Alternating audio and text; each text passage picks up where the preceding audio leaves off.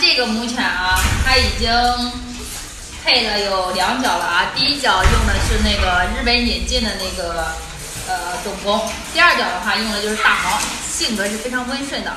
姐，你看品相是非常好的啊。来，咱们看一下。哎，别走别走，哎，看一看，看到没？你这小笑脸笑的，抱在怀里，你还知道撒娇呀啊！白豆非常好啊，而且它也有痘痘眉。上一波的话吃的小狗是非常不错的。今天的话，咱们就是把它放出去，跟它那个第2脚的老公接触一下，看看婚后生活怎么样。走喽，走。你看这个公狗，哎呀，刚一出来往这个母狗旁边一站啊，他俩就要干仗了。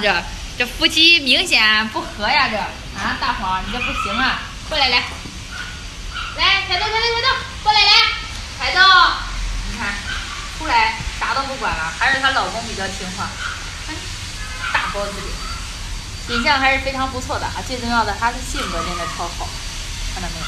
去找你老婆玩去，是吧？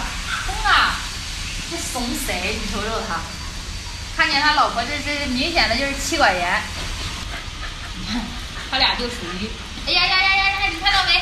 我的天哪，太厉害了！立马就学会站着走路了。哎呀，他俩就不能在一块儿，在一块儿就干架，你说这咋整？